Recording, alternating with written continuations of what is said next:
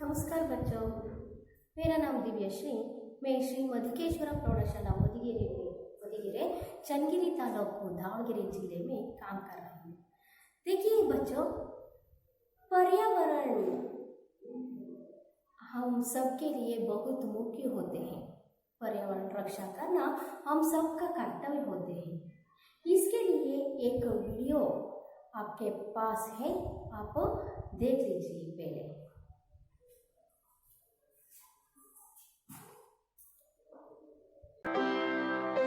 Hello दोस्तों, आज हम आपसे हमारे पर्यावरण के बारे में बात करेंगे। हम सबको पता है कि हम मनुष्य ऑक्सीजन लेते हैं और कार्बन डाइऑक्साइड छोड़ते हैं, और पेड़ पौधे उन कार्बन डाइऑक्साइड को वापस ऑक्सीजन में बदल देते हैं, जिसके कारण हमें कभी ऑक्सीजन की कमी नहीं पड़ती। लेकिन सोचिए, अगर सारे पेड़ पौधे काट दिए जाएं, तो फिर हमें ऑक्सीजन मिल ही नहीं पाएगा और हमारा दम घुट जाएगा। हम थोड़ी देर भी जिंदा नहीं रह पाएंगे।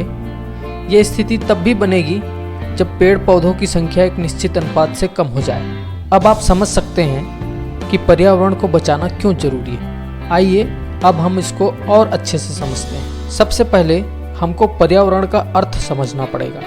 हमारे आसपास स्थित हर जीवित और निर्जीव चीज़ें हमारा पर्यावरण है। जैसे ये पेड़ पर बैठा बंदर, ये हाथी, ये घर, ये सड़कें, ये सड़क पर चलने वाली कार, ये नदी, और हमारे आसपास मौजूद ये हवा इत्यादि। ये सब चीज़ें मिलकर हमारा पर्यावरण बनाती हैं। हमारे स्वस्थ जीवन गुजारने के लिए इन सब का सही अनुपात में होना बहुत जरूरी है। लेकिन हम मनुष्य अपने फायदे के लिए इसको किस तरह नुकसान पहुंचा रहे हैं, आइए इसको समझते हैं। हमारी जनसंख्या में बेतहाशा वृद्धि हुई। हमने क्या किया? हमने पेड़ काटे और घर बना लिए।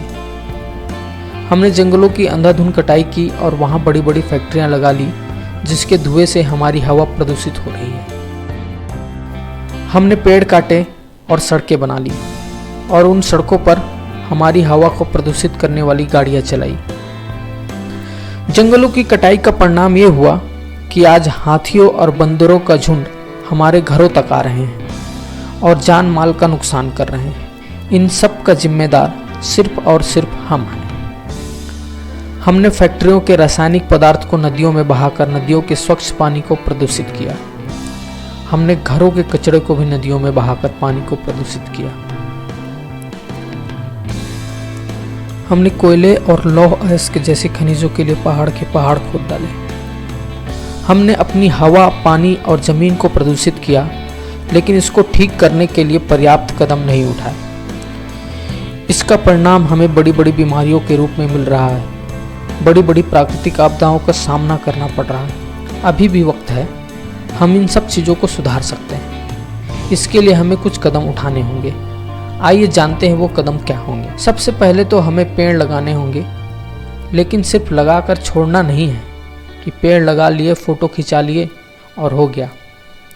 हमने देखा है नेताओं और मंत्रियों को, पिछले साल जहाँ पर पेड़ लगाए थे, आज इस साल भी फिर वहीं पर पेड़ लगा रहे हैं। ऐसा नहीं करना है, बल्कि उस पौधे के बड़े होते तक पूरी तरह देखभाल करनी होगी। हमें बिजली पैदा करने के लिए साफ सुथरे साधनों जैसे सोलार एनर्जी का उपयोग करना होगा, हाइड्रो पावर का इस्तेमाल करना होगा, पवन चक्की को उपयोग में बढ़ावा देना होगा। हमें प्रदूषण न करने वाले या कम प्रदूषण करने वाले वाहनों का उपयोग में बढ़ावा देना होगा, जैसे solar car, electric car, bicycle इत्यादि। हमें ज़्यादा से ज़्यादा पब्लिक ट्रांसपोर्ट का इस्तेमाल करना चाहिए। हमारी जनसंख्या वृद्धि को नियंत्रित करना होगा।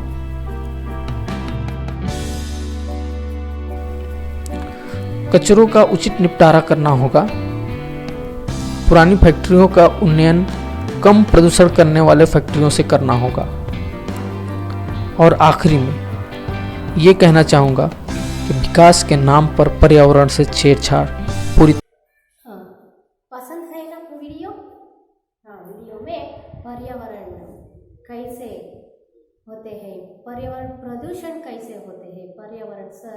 है रक्षा करना हम सबका कर्तव्य होते हैं। ये इसके बारे में 9वीं कक्षा के पद कविता 7 पर्यावरण बचाओ पति के बारे में आज जानकारी प्राप्त करेंगे। इसके लिए भी एक वीडियो क्लिप होते हैं, ये कविता के बारे में आप भी ये सुनो और देख लीजिए। ध्वनि मिट्टी जलवायु आदि सब पर्यावरण हमारे, जीव जगत के मित्र सभी ये जीवन देते सारे। ध्वनि मिट्टी जलवायु आदि सब पर्यावरण हमारे, जीव जगत के मित्र सभी ये जीवन देते सारे। इनसे अपना नाता जोड़ो, इनको मित्र बनाओ, इनको मित्र बनाओ। तब तक जीव है जगत में जब तक जग में पानी, जब तक वायु शुद्ध रहती है सौंधी मिट्टी रानी। तब तक जीव है जगत में जब तक जग में पानी, जब तक वायु शुद्ध रहती है सौंधी मिट्टी रानी। तब तक मानव का जीवन है, यह सबको समझाओ। आज समय की मांग यही है, पर्यावरण बचाओ, पर्यावरण बचाओ, पर्यावरण बचाओ, पर्यावरण बचाओ, पर्यावरण बचाओ।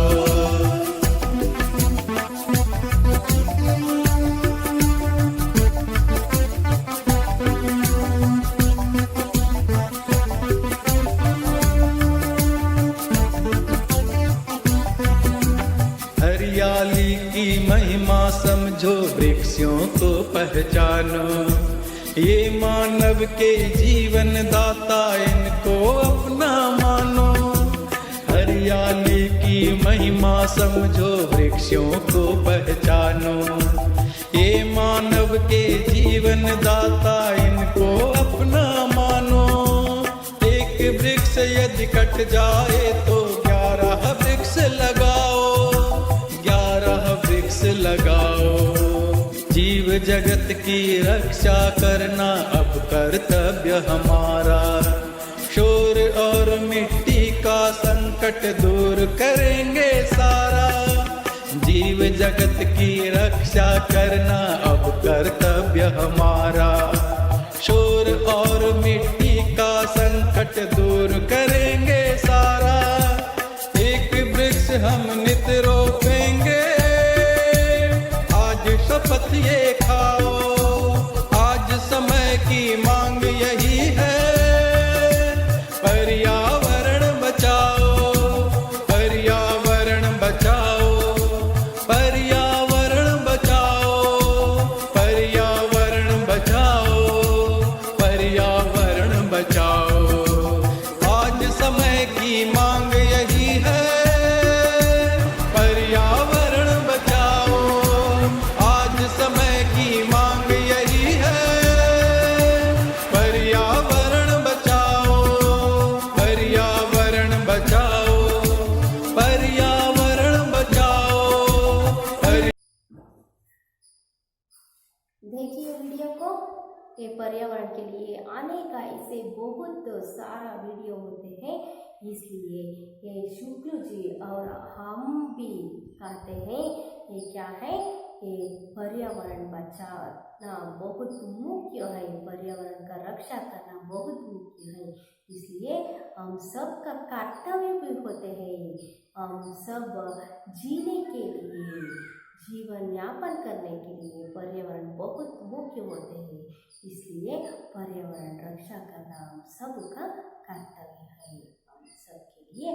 देख लीजिए पर्यावरण, पर्यावरण मतलब क्या है, आपके मालूम है? पर्यावरण कन्नड़ में क्या कहते हैं? वातावरण अंत करीतीवಲ್ಲ, हिंदी में पर्यावरण कहते हैं अल्वा, पर्यावरण ಅಂತ ಕರೀತೀವಿ। ಹಾಗಾದರೆ ಪರ್ಯಾವರಣ मतलब क्या है? ಏನು ಹಾಗಾದರೆ ಪರ್ಯಾವರಣ ಅಂದರೆ ಗೊತ್ತಿದೆಯಾ? हाँ, देख लीजिए, हमारे चारों ओर के वातावरण या इर्द गिर्द का वातावरण, ನಮ್ಮ ನಾಲ್ಕು ಕಡೆಗಳ ಒಂದು ವಾತಾವರಣವನ್ನು ನಾವೇನಂತ ಕರಿತೀವಿ? ಪರ್ಯಾವರಣ कहते हैं ಅಲ್ವಾ? ಪರ್ಯಾವರಣ ಅಂತ ನಾವು ಕರಿತೀವಿ. देख लीजिए बच्चों, आज पर्यावरण बहुत मुख्य होते हैं. पर्यावरण पर्यावरण के महत्व बहुत होते हैं ಅಲ್ವಾ? ನಮಗೆ ಪರ್ಯಾವರಣ ಅಂದ ತಕ್ಷಣ ನಮಗೆ ನೆನಪಾಗೋದು ನೀರು, ಗಾಳಿ ಅಲ್ವಾ, ಬೆಳಕು, ಶುದ್ಧ ವಾತಾವರಣ ಅಲ್ವಾ? पर्यावरण क्या होते हैं? आज प्रदूषित होते हैं. पर्यावरण ಇವತ್ತೇನಾಗ್ತಾ ಇದೆ? ಪ್ರದೂಷಣವಂತ ಇದೆ. ಇದಕ್ಕೆ ಕಾರಣ ಯಾರು? हम सब होते हैं, ನಾವೇ ಅಲ್ವಾ? ಈ पर्यावरण ಪ್ರದೂಷಣವನ್ನು ಮಾಡ್ತಿರೋರು ಯಾರು? ನಾವೇ ಅಲ್ವಾ? ಲೋಗ, ಆಧುನಿಕ ಲೋಗ ಅಲ್ವಾ? ಆಧುನಿಕ ಮಾನವ ಇವತ್ತು ಪರ್ಯಾವರಣ ಪ್ರದೂಷಣವನ್ನು ಮಾಡ್ತಾ ಇದ್ದೀವಿ. ಪರ್ಯಾವರಣವನ್ನು ನಾವು ಇವತ್ತೇನು ಮಾಡಬೇಕಾಗಿದೆ?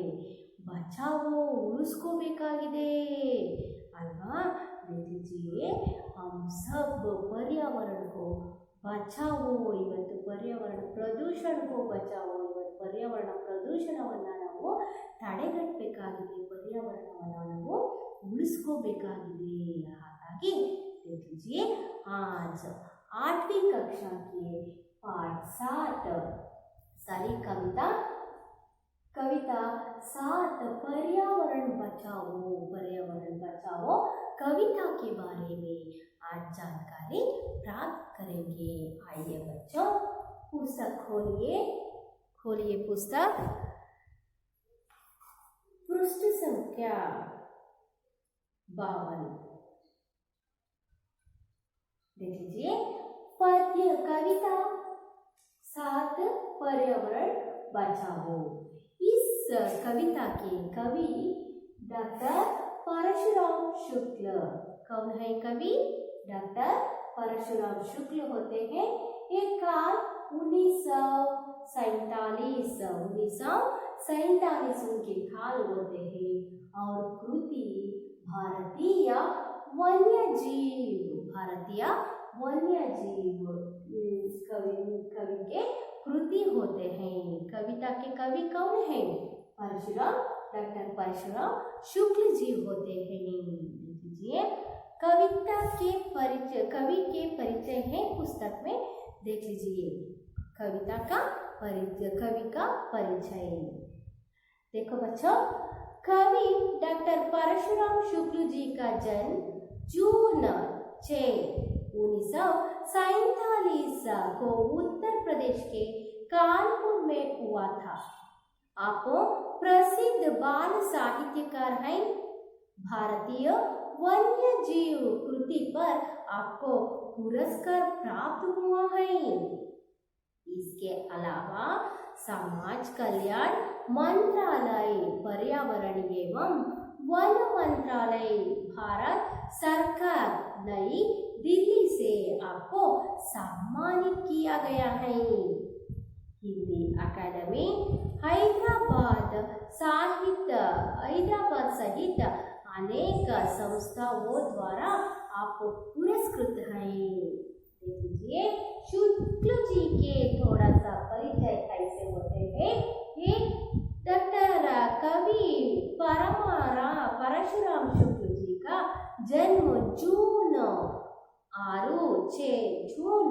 1947 मतलब 1947 उत्तर प्रदेश के कानपुर में उनके जन्म होते हैं.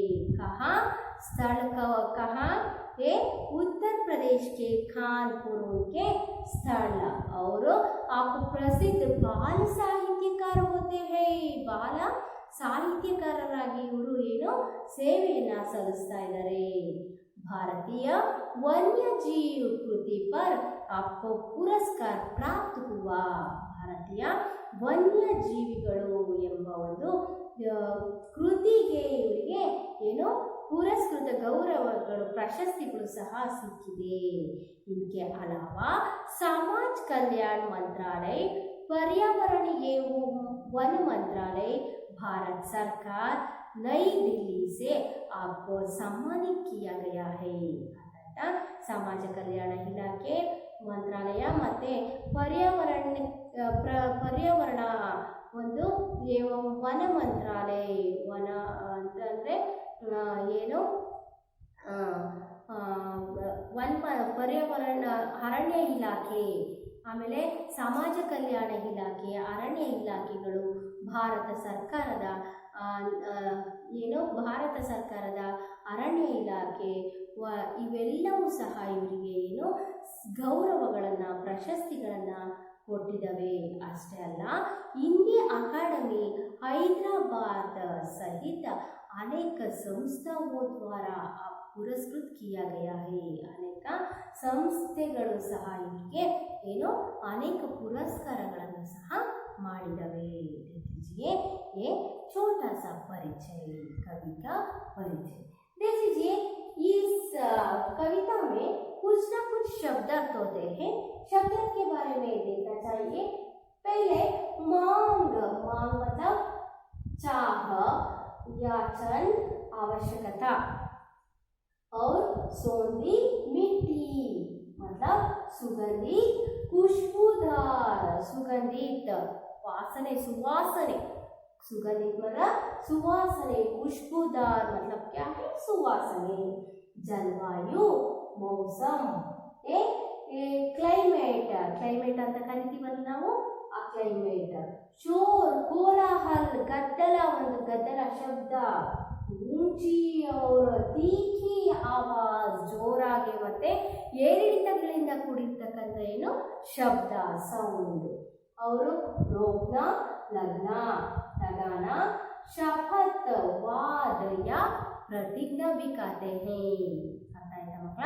देख लीजिए एक पुस्तक में भी शब्दार्थ होते हैं और एक बार पढ़ती हूँ, देख लीजिए.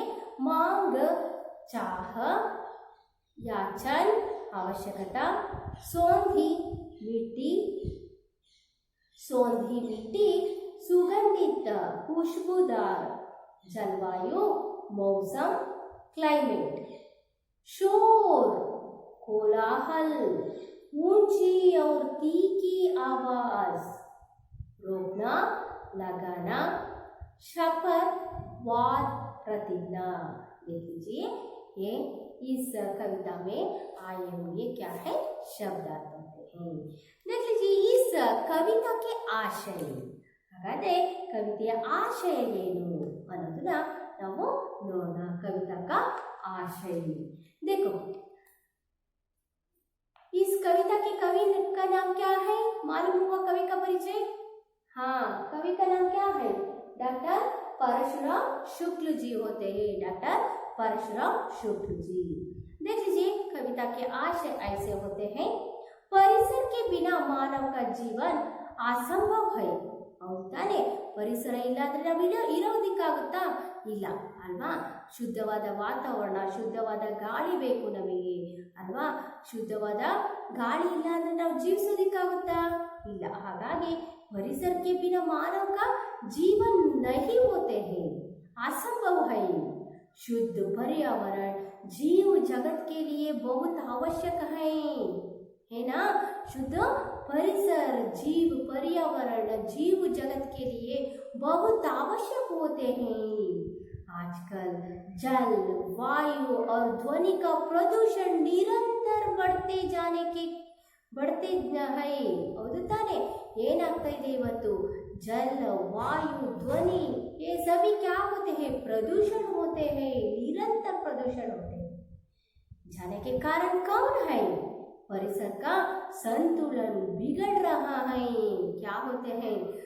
ಇವತ್ತು ಪರಿಸರ ಸಂತುಲತೆಯನ್ನೇ ಕಳ್ಕೊಂತಾ ಇದೆ. इसके लिए पर्यावरण की रक्षा करना सबका आद्य कर्तव्य होते हैं. ಹೌದು ತಾನೇ ಮಕ್ಕಳ? ಇವತ್ತು ನಾವು ಪರ್ಯಾವರಣವನ್ನ ಕಾಪಾಡ್ತಕ್ಕಂಥ ಜವಾಬ್ದಾರಿ ಯಾರ್ದಾಗಿದೆ? ನಮ್ಮೆಲ್ಲರದಾಗಿದೆ ಅಲ್ವಾ? ಈಗ ಗಾಳಿಯನ್ನ ನಾವೆಲ್ಲರೂ ಸೇವಿಸ್ತೀವಿ ಅಲ್ವಾ? ಗಾಳಿ ಇಲ್ಲ ಅಂದರೆ, ಶುದ್ಧವಾದ ಗಾಳಿ ಇಲ್ಲ ಅಂದರೆ ನಾವು ಇರೋದಕ್ಕಾಗುತ್ತಾ ಅಲ್ವಾ? ಇವತ್ತು ದೊಡ್ಡ ದೊಡ್ಡ ಪ್ರದೇಶಗಳನ್ನು ನೋಡ್ರಿ, ಬೆಂಗಳೂರು ನೋಡ್ರಿ ಅಥವಾ ಡೆಲ್ಲಿ ನೋಡ್ರಿ, ಈ ಕ್ಯಾ ಹೋತೆ ಹೇ ಪ್ರದೂಷಿತ ಹವಾ ಆತೆ ಹೇ. ಇವತ್ತೇನಾಗ್ತಾ ಇದೆ, ಅವರೆಲ್ಲ ಸೇವಿಸ್ತಕ್ಕಂಥ ಗಾಳಿ ಹೇಗಿದೆ? ಪ್ರದೂಷಣದಿಂದ ಕೂಡಿದೆ, ಮಾಲಿನ್ಯದಿಂದ ಕೂಡಿದೆ. इससे क्या होते हैं, आज ये मरते हैं ಅಲ್ವಾ? ಲೋಗ್ ಕ್ಯಾ ಹೋತೆ ಹೇ, ಏ ಮರ್ತೆ ಹೇ. ಈ ರೀತಿಯ ಒಂದು ಗಾಳಿಯ ಸೇವನೆಯಿಂದ ಏನಾಗ್ತಾ ಇದೆ, ಜನಗಳಿವತ್ತು ಏನಾಗ್ತಾ ಇದ್ದಾರೆ, ಸಾವನ್ನಪ್ತಾ ಇದ್ದಾರೆ. ಹಾಗಾಗಿ पर्यावरण का रक्षा हम सबका कर्तव्य होते हैं. ಪರ್ಯಾವರಣವನ್ನು ರಕ್ಷಣೆ ಮಾಡೋದು ನಮ್ಮೆಲ್ಲರ ಒಂದು ಜವಾಬ್ದಾರಿನೇ ಆಗಿದೆ. या प्रस्तुत कविता में शुक्ल जी ने इस ज्वालांत समस्या की ओर हमारा ध्यान आकर्षित किया है.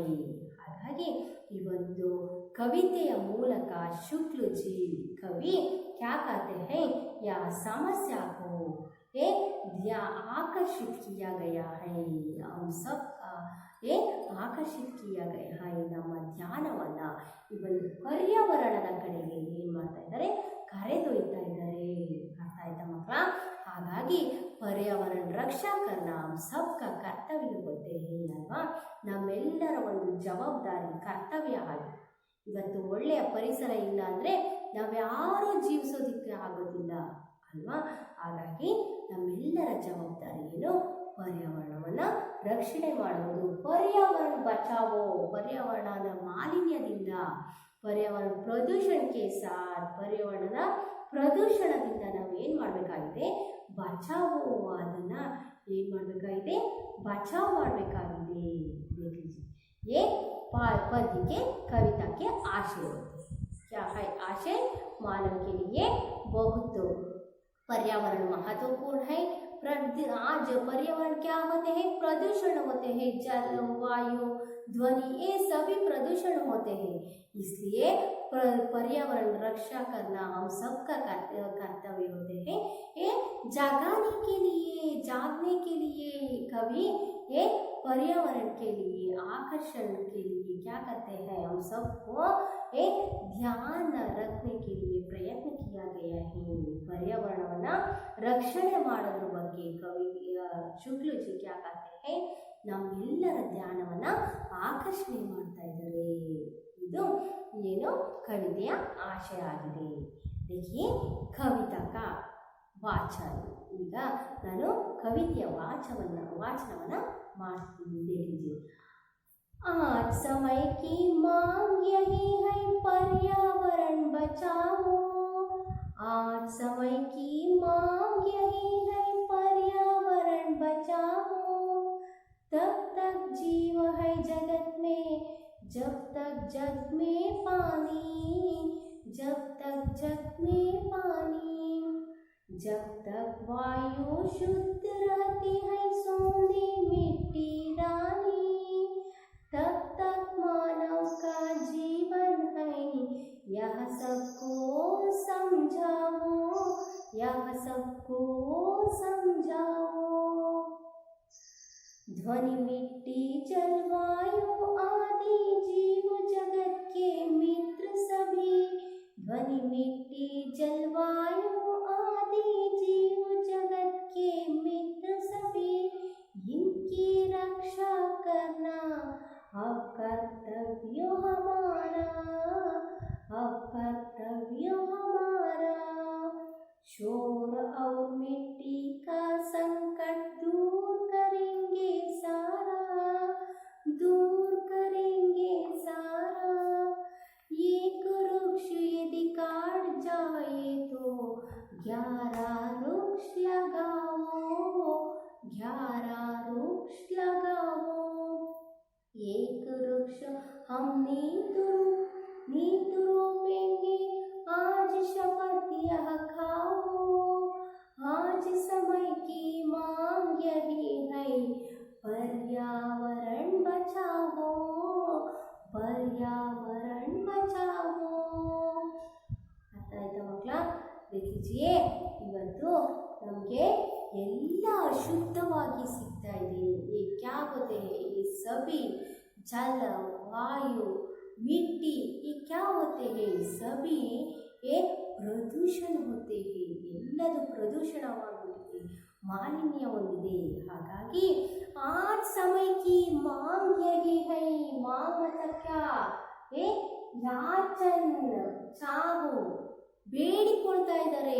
ಏನು ಮಾಂಗ್? ನನ್ನ ಬೇಡಿಕೆ ಏನು ಅಂದರೆ ಪರ್ಯಾವರಣ ಬಚಾವು, ಪರ್ಯಾವರಣವನ್ನ ರಕ್ಷಣೆ ಮಾಡೋದೇ ಒಂದು ನಮ್ಮ ಜವಾಬ್ದಾರಿ, ನಮ್ಮ ಜವಾಬ್ದಾರಿಯಾಗಿದೆ.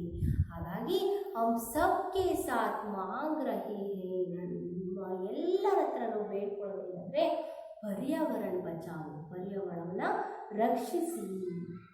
ತಬ್ ತಕ್ ಜೀವ ಹೈ ಜಗತ್ ಮೇ, ಎಲ್ಲಿ ತನಕ ಜೀವ, ನಮ್ಮ ಜೀವನ ಇರುತ್ತೋ, ಜಗತ್ತಿನಲ್ಲಿ ಜೀವ ಜಂತುಗಳು ವಾಸವಾಗಿರುತ್ತೋ, ಜಬ್ ತಕ್ ಜಗ್ ಮೇ ಪಾನಿ, ಅಲ್ವಾ? ಪಾನಿ, ನೀರು ಬೇಕೇ ಬೇಕು ತಾನೆ. ಪಾನಿ ಮತ್ಲಬ್ ಕ್ಯಾ? ನೀರು, ಜಲ್ ಅಲ್ವಾ? ಈ ಒಂದು ನೀರು ಇಲ್ದಲೇ ಇರ್ತಕ್ಕಂಥ ಜೀವಿ ಯಾವುದು? ನೀರು ಬೇಕಿಲ್ದಲೇ ಇರ್ತಕ್ಕಂಥ ಜೀವಿ ಯಾವುದಾದ್ರೂ ಇದೆಯಾ? पानी बिना ये जीव है ना? नहीं. ये सभी जीव जंतुओं के पानी बहुत अमूल्य है ಅಲ್ವಾ? ಎಲ್ಲ ಜೀವರಾಶಿಗಳಿಗೂ ಪಾನಿ ತುಂಬನೇ ಮುಖ್ಯ. ಹಾಗಾಗಿ ಜಬ್ ತಕ್ ಜೀವ ಹೈ ಜಗತ್ ಮೇ, ನಮ್ಮ ಜೀವ ಎಲ್ಲಿ ತನಕ ಇರುತ್ತೋ ಜಗತ್ತಿನಲ್ಲಿ, ಅಲ್ಲಿ ತನಕನೂ ಜಗ್ ಮೇ ಪಾನಿ ಬಿ ಅಮೂಲ್ಯ ಹೈ. जब तक ವಾಯು ಶುದ್ಧ रहती है, ಎಲ್ಲಿ ತನಕ ಶುದ್ಧವಾದ ವಾಯು ನಮಗೆ ಸಿಗುತ್ತೋ, ಸೋಂದಿ ಮಿಠಿ ರಾಣಿ, ಏನು ಸುಗಂಧಿತ, ಸೋಂದಿ, ಸೋಂದಿ ಮತ್ಲಬ್ ಕ್ಯಾ? ಸೋಂದಿ ಮಿಠಿ, ಸುಗಂಧಿತವಾದ, ಏನು ಏನು ಸುವಾಸನೆಯಿಂದ ಕೂಡಿರ್ತಕ್ಕಂಥ, ಏನು ಮಿಟ್ಟಿ, ಮಿಟ್ಟಿ ಮತ್ಲಬ್ ಕ್ಯಾ? ಮಣ್ಣು. ನಮಗೆ ಶುದ್ಧವಾಗಿರ್ತಕ್ಕಂಥ ಗಾಳಿ, ಶುದ್ಧವಾಗಿರ್ತಕ್ಕಂಥ ನೀರು, ಶುದ್ಧವಾಗಿರ್ತಕ್ಕಂಥ ಮಣ್ಣು ಯಾವಾಗ ಸಿಗುತ್ತೆ? ವಾತಾವರಣ ಶುದ್ಧವಾಗಿದ್ದಾಗ ಅಲ್ವಾ? पर्यावरण कैसे होते हैं? ये शुद्ध होते तो ये सभी शुद्ध होते हैं ಅಲ್ವಾ? ಪರ್ಯಾವರಣ ಶುದ್ಧವಾಗಿದ್ದಾಗ ಇದೆಲ್ಲದೂ ನಮಗೆ ಏನು ಶುದ್ಧವಾಗಿ ಸಿಗುತ್ತೆ. देखो तब तक मानव का जीवन है, ಶುದ್ಧ ಇರೋ ತನಕನೇ ಮಾನವನ ಜೀವನ ಇರೋದು. ಯಹ ಸಬ್ಕೋ ಸಮझಾओ ಅಲ್ವಾ? ಇದು ನಾವೆಲ್ಲರೂ ತಿಳ್ಕೋಬೇಕು. ನಮಗೆ ಏನು ये सभी जीव जंतु के लिए शुद्ध वायु, शुद्ध पानी, शुद्ध ये मिट्टी, ये सभी बहुत मुख्य होते हैं ಅಲ್ವಾ? ಶುದ್ಧವಾಗಿರ್ತಕ್ಕಂಥ ಪರ್ಯಾವರಣ ನಮಗೆ ಬೇಕಾಗಿದೆ. ಹಾಗಾಗಿ ಇದನ್ನು ನಾವು ತಿಳ್ಕೋಬೇಕಾಗಿದೆ. आज क्या होते हैं? ध्वनि, मिट्टी, जलवायु आदि जीव जगत के मित्र सभी ಅಲ್ವಾ? ಶಬ್ದ, ಮಿಟ್ಟಿ, ಮಿಟ್ಟಿ ಮತ್ಲಬ್ ಕ್ಯಾ? ಮಣ್ಣು, ಜಲವಾಯು, ವಾಯು, ನಮ್ಮ ಪ್ರಾಣವನ್ನು ಉಳಿಸ್ತಕ್ಕಂಥ ಜಲವಾಯು ಮತ್ಲಬ್ ಪ್ರಾಣ ಉಳಿಸ್ತಕ್ಕಂಥ ಗಾಳಿ, ಇದೆಲ್ಲ ಜೀವ ಜಗತ್ತದ ಸ್ನೇಹಿತರು, ಮಿತ್ರರಿದ್ದಾಗೆ. ಅದರಲ್ಲಿ ನಮಗೆ ಯಾವುದಿಲ್ಲ ಅಂತಂದ್ರೂ ನಮ್ಮ ಪ್ರಾಣ ಇರೋದಿಲ್ಲ. ಗಾಳಿ ಇಲ್ಲ ಅಂದ್ರೆ ನಮ್ಮ ಜೀವ ಇರೋದಿಲ್ಲ, ನೀರಿಲ್ಲ ಅಂದ್ರೆ ನಮ್ಮ ಜೀವ ಇರೋದಿಲ್ಲ. ಹಾಗಾಗಿ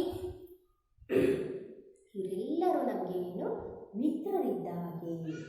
इनकी रक्षा करना अब सबका कर्तव्य है, हमारा कर्तव्य हमारा ಅಲ್ವಾ? ಇವರನ್ನು ರಕ್ಷಣೆ ಮಾಡೋದು ನಮ್ಮೆಲ್ಲರ ಒಂದು ಕರ್ತವ್ಯ, ನಮ್ಮೆಲ್ಲರ ಒಂದು ಹಮ್ ಸಬ್ಕಾ ये जिम्मेदारी होते हैं ಅಲ್ವಾ? ನಮ್ಮೆಲ್ಲರ ಒಂದು ಜವಾಬ್ದಾರಿ ಆಗಿದೆ. ಹಾಗಾಗಿ शोर और मिट्टी का संकट दूर करेंगे सारा. ಶಬ್ದ ಮತ್ತೆ ಮಿಟ್ಟಿ, ಮಣ್ಣಿನ ಒಂದು ಪ್ರದೂಷಣವನ್ನು ನಾವೇನು ಮಾಡಬೇಕು? ಸಂಕಟವನ್ನು ಏನು ಮಾಡಬೇಕು? ದೂರ್ ಕರೆಂಗೆ ಸಾರ, ದೂರ ಮಾಡಬೇಕು. ಅಂದರೆ ನಾವು ಪರ್ಯಾವರಣವನ್ನು ಶುದ್ಧವಾಗಿಟ್ಕೋಬೇಕು. ಅವರು ಏಕ್ ವೃಕ್ಷ ಯದಿ ಕಟ್ ಜಾಯೇ ತೋ 11 ವೃಕ್ಷ ಲಗಾವೋ. ಒಂದು ವೃಕ್ಷವನ್ನು ನಾವು ಕಟ್ ಮಾಡಿದರೆ ಅಲ್ಲಿ ನಾವು ಏನು ಮಾಡಬೇಕು ಅಲ್ವಾ? ಎಷ್ಟೊಂದು ಚೆನ್ನಾಗಿ ಅದು ನೆರಳನ್ನು ಕೊಡ್ತಾ ಇರುತ್ತೆ, ಎಷ್ಟೊಂದು ಚೆನ್ನಾಗಿ ಗಾಳಿಯನ್ನು ಕೊಡ್ತಾ ಇರುತ್ತೆ, ಹಣ್ಣು ಹಂಪಲುಗಳು, ಹೂವು ಅಲ್ವಾ? ಎಷ್ಟು ಶುದ್ಧವಾದ ವಾಯು ಅಲ್ವಾ? ಇದನ್ನೆಲ್ಲ ನಾವು ಏನು ಮಾಡ್ತೀವಿ? ಇವತ್ತು ಆಧುನಿಕ ಮಾನವ ಏನು ಮಾಡ್ತಾ ಇದ್ದಾನೆ? ಏನೋ ನಾಶ ಮಾಡ್ತಾ ಇದ್ದಾನೆ. देख लीजिए एक वृक्ष यदि कट जाए तो ಒಂದು ವೃಕ್ಷವನ್ನು ನಾವು ಕಡಿದ್ರೆ ಏನು ಮಾಡಬೇಕು ನಾವು 11 ವೃಕ್ಷ ಲಗಾವೋ ಎಷ್ಟು 11 ವೃಕ್ಷಗಳನ್ನು ನೆಡಬೇಕಂತೆ 11 ವೃಕ್ಷಗಳನ್ನು ಹಾಕ್ಬೇಕಂತೆ ಅಷ್ಟು ಒಂದು ಏನು ಪ್ರದೂಷಣ ಆಗುತ್ತೆ ಒಂದು ವೃಕ್ಷವನ್ನು ನಾಶ ಮಾಡಿದ್ವಿ 11 ವೃಕ್ಷಗಳನ್ನು ನಾವು ನೆಟ್ಟು ಬೆಳೆಸುವಷ್ಟು ಪ್ರದೂಷಣ ಆಗುತ್ತೆ. ಹಾಗಾಗಿ ಒಂದು ವೃಕ್ಷವನ್ನು ನಾವು ಕಟ್ ಮಾಡಲೇಬೇಕು ಅಂದಾಗ ನಾವು 11 ವೃಕ್ಷಗಳನ್ನು 11 वृक्ष लगाने के बाद एक वृक्ष को काट करो ಅರ್ಥ ಆಯ್ತಾ ಕಟ್ ಕರೋ ಅರ್ಥ ಆಯ್ತಾ. ಹಾಗಾಗಿ 11 ವೃಕ್ಷಗಳನ್ನು ನಾವು ನೆಡಬೇಕು. एक वृक्ष हम नीत रोपेंगे आज शपथ यह खाओ आज समय की मांग यही है पर्यावरण बचाओ ಅಲ್ವಾ. ಏನು ಶಪಥ್ ಖಾವೋ ನೀವು ಇವತ್ತು ಒಂದು ವೃಕ್ಷವನ್ನು ನೆಡಬೇಕು. ಒಂದು ಎಲ್ಲರೂ ಪ್ರತಿಯೊಬ್ಬರು ಶಪಥವನ್ನು ಮಾಡಬೇಕು ಪ್ರತಿಜ್ಞೆಯನ್ನು ಮಾಡಬೇಕಾಗಿದೆ. ಏನು ಆ ಸಮಯಕ್ಕೆ सभी व्यक्ति सभी आदमी सभी मनुष्य एक एक वृक्ष को लगाने के लिए शपथ करना चाहिए ಶಪಥವನ್ನು ಮಾಡಬೇಕಾಗಿದೆ. ಏನೋ ಎಲ್ಲ ವ್ಯಕ್ತಿಗಳು ಎಲ್ಲ ಮನುಷ್ಯರು ಏನು ಒಂದೊಂದು ಗಿಡಗಳನ್ನು ಒಂದೊಂದು ಮರಗಳನ್ನು ಬೆಳೆಸಬೇಕಾಗಿ ನಾವು ಶಪಥವನ್ನು ಮಾಡಬೇಕಾಗಿದೆ. आज समय की मांग यही है पर्यावरण बचाओ. ಇವತ್ತಿನ ಒಂದು ಏನು ಶಪಥ ಏನು ಮಾಂಗ್ ನನ್ನ ಒಂದು ಬೇಡಿಕೆ ನನ್ನ ಅಂದರೆ ಆತು ಯಾರು ಇಲ್ಲಿ शुक्ल जी कवि परशुराम शुक्ल जी कहते हैं परशुराम शुक्ल जी का मांग यही है. क्या मांग पर्यावरण बचाने का मांग है. और मालूम पद्य हाँ देख लीजिए इस पद्य में कुछ ना कुछ एक वाक्य के उत्तर भी होते हैं. एक वाक्य के उत्तर आप देख लीजिए. आज किसको बचाने की मांग है. आज किसको बचाने की मांग है. आपको उत्तर मालूम हुआ.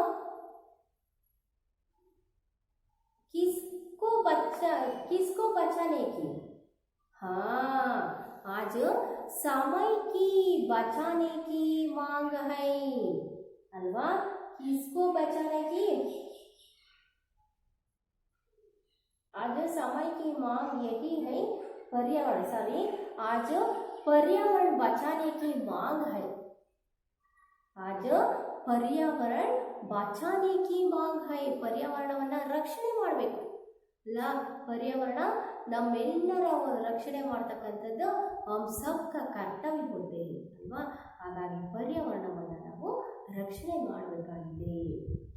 जीव कब तक जगत में रह सकता है. जीव कब तक जगत में रह सकता है. ಗೊತ್ತಾಯ್ತಾ ಆನ್ಸರು ಉತ್ತರ ಗೊತ್ತಾಯ್ತಾ. हाँ जब तक जगत में पानी है जब तक जग में पानी है तब तक जीव है जगत में. आता जीव कब तक जगत में रह सकता है. जब तक जग में पानी है तब तक जीव है जगत में. ಆಯ್ತಾ. ಎಲ್ಲಿ ತನಕ ನೀರು ಇರುತ್ತೋ ಅಲ್ಲಿ ತನಕ ಏನು ಜಗತ್ತಿನಲ್ಲಿ ಜೀವಿಗಳು ವಾಸವಾಗಿರ್ತವೆ. ನೀರಿಲ್ಲ ಅಂದರೆ ವಾಯು ಇಲ್ಲ ಅಂದರೆ ನಮಗೆ ಏನು ಜೀವಿಸುತ್ತಕ್ಕಾಗುತ್ತಾ ಇಲ್ಲ. ಹಾಗಾಗಿ ಎಲ್ಲಿ ತನಕ ನಮಗೆ ಜಗತ್ತಿನಲ್ಲಿ ನೀರು ಮತ್ತು ಶುದ್ಧ ವಾಯು ಇರುತ್ತೋ ಅಲ್ಲಿ ತನಕ ನಾವಿರ್ತೀವಿ. कवि किसको शुद्ध रखने की बात करते हैं. कवि किसको शुद्ध रखने की बात करते हैं. किसको. हाँ कवि वायु शुद्ध रखने की बात करते हैं। कवि वायु शुद्ध रखने की बात करते हैं। नेक्स्ट, सोंधी मिट्टी को क्या कहा गया है? सोंधी मिट्टी को क्या कहा गया है? क्या कहा गया है? हाँ, सोंधी मिट्टी को रानी कहा गया है अल्वा। मिट्टी को रानी, यारो सोंधी मिट्टी को रानी कहा गया है ಅಲ್ವಾ. ಸೋಂದಿ ಮಿಟ್ಟಿ ಅಲ್ವಾ, ಸುಗಂಧಿತವಾದ ಮಣ್ಣನ್ನು ನಾವು ಏನಂತ ಕರೆದಿದ್ದೀವಿ? ರಾಣಿ ಅಂತ ಕರೆದಿದ್ದೀವಿ. और जीव जगत के मित्र कौन कौन है? जीव जगत के मित्र कौन कौन है? हाँ, ध्वनि, मिट्टी, जलवायु आदि जीव जगत के मित्र होते हैं. अर्थ आಯ್ತಾ? ಜೀವ ಜಗತ್ತಿನ ಮಿತ್ರರು ಯಾರು? ಧ್ವನಿ, ಮಿಟ್ಟಿ ಅಲ್ವಾ, ಜಲವಾಯು, ಇವರೆಲ್ಲರೂ ಒಂದು ಜೀವ ಜಗತ್ತಿನ ಮಿತ್ರರಾಗಿದ್ದಾರೆ. कवि किसका संकट दूर करने की बात करते हैं? कवि किसका संकट दूर करने की बात करते हैं? हाँ, कवि शोर और मिट्टी का संकट दूर करने की बात करते हैं. मतलब शोर और मिट्टी का दूर करने की बात करते हैं. और कवि एक वृक्ष के बदले में कितने वृक्ष लगाने को कहते हैं? कितने वृक्ष? हाँ, 11 वृक्ष लगाने के लिए कहते हैं. ಅರ್ಥಾಯ್ತಾ? 11 ವೃಕ್ಷಗಳನ್ನ ನೆಡಬೇಕು. ಒಂದು ವೃಕ್ಷಗಳನ್ನ ನಾವು ಕಟ್ ಮಾಡ್ತೀವಿ ಅಂದರೆ 11 ವೃಕ್ಷಗಳನ್ನ ನಾವು ನೆಡಬೇಕು ಅಂತ ಕವಿಯವರು ಹೇಳ್ತಾರೆ.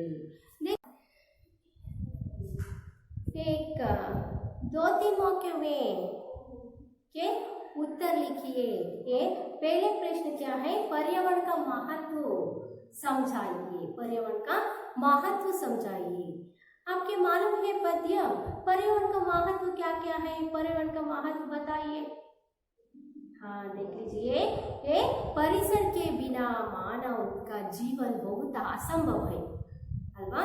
ಮಾನವನ ಜೀವನ ಪರಿಸರ ಇದ್ದರೆ ನಡೆಯೋದೇ ಇಲ್ಲ. ಹಾಗಾಗಿ शुद्ध पर्यावरण जीव जगत के लिए बहुत मुख्य होते हैं, आवश्यक होते हैं. शुद्ध वायु और अच्छे शुद्ध वायु, जल और ये मिट्टी, पृथ्वी भी बहुत मुख्य होते हैं. ये सबका सुरक्षा हम सबके कर्तव्य होते हैं. ये पर्यावरण के महत्व होते हैं. और दूसरा प्रश्न क्या है? परिसर की रक्षा के लिए हमें क्या क्या करना चाहिए? आप क्या क्या करना चाहिए परिसर के रक्षा करने के लिए? मालूम है ना? हाँ, ओके, बताइए. देख लीजिए. ये परिसर रक्षा करने के लिए हम सब वृक्षों को काट करना चाहिए. पहले काटना चाहिए अल्वा. काटना नहीं चाहिए अल्वा. वृक्षಗಳನ್ನು ನಾವು ಕಡಿಬಾರದು. पहले वृक्षों को नहीं काटना चाहिए और अधिक वृक्षों को लगाना चाहिए. लगाना तथा उनकी रक्षा करना चाहिए. और परिसर की रक्षा के लिए हमें गंदगी ना फैलाइए अल्वा. ನಾವು ಪರಿಸರದ ರಕ್ಷಣೆಗಾಗಿ हमें गंदगी ना फैलाइए. ये सभी परिसर रक्षा के लिए हम सब करने वाले ये क्या होते हैं? काम होते हैं. अर्थ आಯ್ತಾ? ಈ ಕೆಲಸಗಳನ್ನು ನಾವು ಮಾಡಬೇಕಾಗಿದೆ. और अगले क्या है? जोड़कर लिखिए हैं. और पांचवी मेन में क्या है? भावार्थ है पद्य के लिए. ध्वनि, मिट्टी, जलवायु आदि जीव जगत के मित्र सभी, इनकी रक्षा करना अब कर्तव्य हमारा. शोर और मिट्टी का संकट दूर करेंगे सारा। इस कविता पहले सारांश कैसे लिखते थे आप? एक पहले कविता का नाम लिख लीजिए और कवि का नाम लिख लीजिए, उसके बाद उसके सारांश आप कविता का सारांश आप कैसे लिखते हैं? पहले कविता का नाम लिख लीजिए, उसके बाद कवि का नाम भी लिख लीजिए। यह कविता का नाम पर्यावरण बचाओ। कवि का नाम क्या है? परशुराम शुक्ल जी होते हैं। और कवि कहते हैं, क्या कहते हैं? ध्वनि, मिट्टी, जलवायु आदि जीव जगत की मित्र सभी। ध्वनि मित्र, ये सभी जीवन जगत के लिए मित्र होते हैं। कौन से? ये ध्वनि, मिट्टी, जलवायु आदि जीव जगत जीवन के मित्र होते हैं और इनकी रक्षा करना हम सबका कर्तव्य होते हैं। इस पृथ्वी के सारा शोर और मिट्टी का संकट दूर करने के लिए हम प्रयत्न करना चाहिए और हमारा कर्तव्य भी होते हैं। ये सभी आप लिख लीजिए और शुद्ध रूप लिख लीजिए। आप पालतू जानवरों के नाम आपके लिए मालूम है। गाय, भैंस, बैल, भेड़, बकरी, घोड़ा, कुत्ता, बिल्ली, ये सभी आप लिख लीजिए आगे। और पक्षियों के नाम कबूतर, तोता और गौरैया, हंस, कौवा, चिड़िया, ऐसे अनेक पक्षी भी होते हैं। और अगले क्या है? आपको उदाहरण के अनुसार पर्यायवाची शब्द भी आपको ढूंढ कर आप कल लिख लीजिए। आप सभी के लिए यह कविता आपको सभी के लिए मालूम हुआ? हाँ, सभी के सुनने के लिए सभी के लिए धन्यवाद करती हूँ। धन्यवाद।